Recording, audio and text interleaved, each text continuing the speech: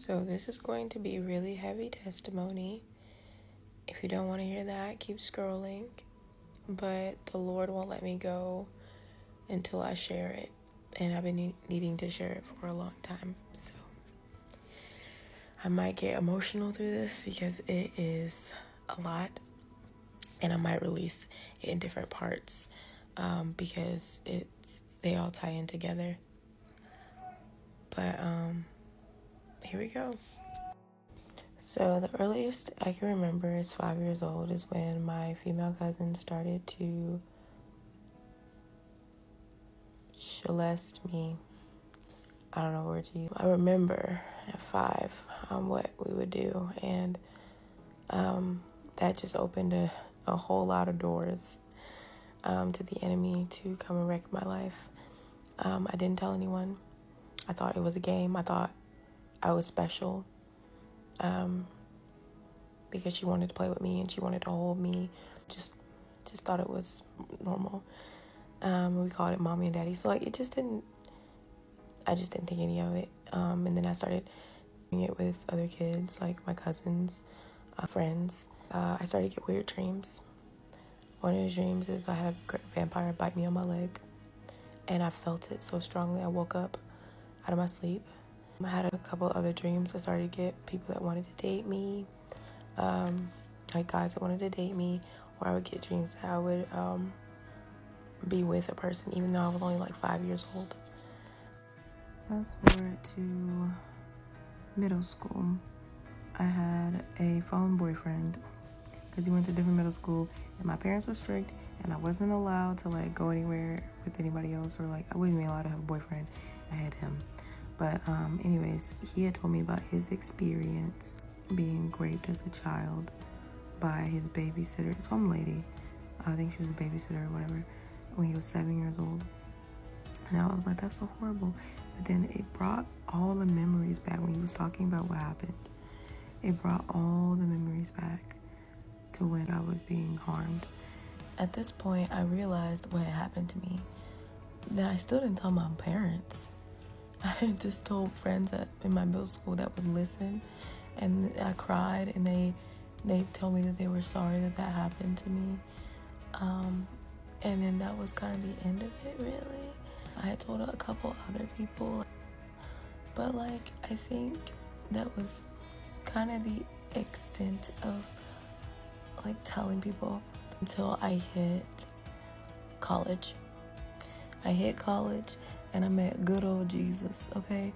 I didn't meet him right away. I was still trying to be a little heathen. I started going to this campus ministry a lot more that I was a part of, to this conference with them, and it changed my life. And I rededicated my life to the Lord. I was laying everything down for him. You know, my mentors, the people that were discipling me about, what I experienced. And they wanted me to go to therapy and this and the other. And I did go to campus therapy. It was very good for me. And the Lord took me through so much healing, especially when I started to actually seek him years following. He took me through so much healing. He unraveled layers and layers and layers of just things that I was just unaware of. I didn't want to talk to my parents about anything. We didn't have a close relationship like that where I could just tell them things. Finally, at some point, I wrote a letter to both my parents. I told them not to read until they got home. And they read it, and then they texted me. My dad texted me and just told me how upset he was. He was very upset. I just didn't know. And so I talked to them on the phone. I told them everything, and they told me that they would support me. And they told me that they were sorry. I ended up receiving just some prayer and some inner healing from this mentor teacher lady that goes to the church I go to now. She has her own ministry, and she's amazing. And I ended up manifesting in this session. I was screaming. I was going crazy. And then she called out my name, my old name, but my name. And she said, say yes to Jesus. And then I said yes. And then the thing left. It was wild. I can give a separate testimony about that too.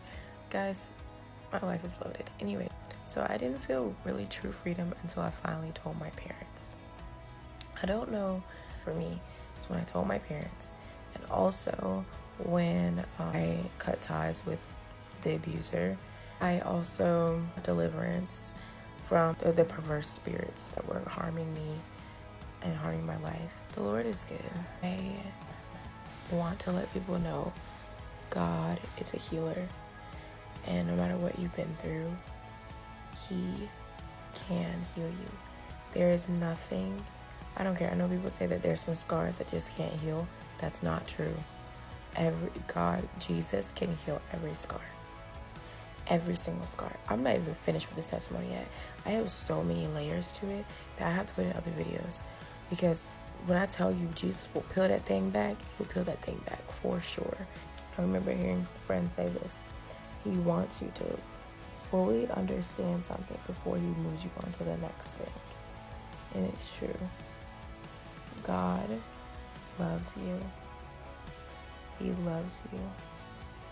He wants to have a relationship with you, and He's sorry that those things happened. People make their own choices, and it sucks. And I wish that things had been different for me. But had they been different, I wouldn't know how to fully, in this way, needing to give my whole body, my soul to Him because of how dirty I felt. And all of the things that came about, all of the perversion that came about. God truly, truly healed me, my marriage, everything, and He can do the same for you.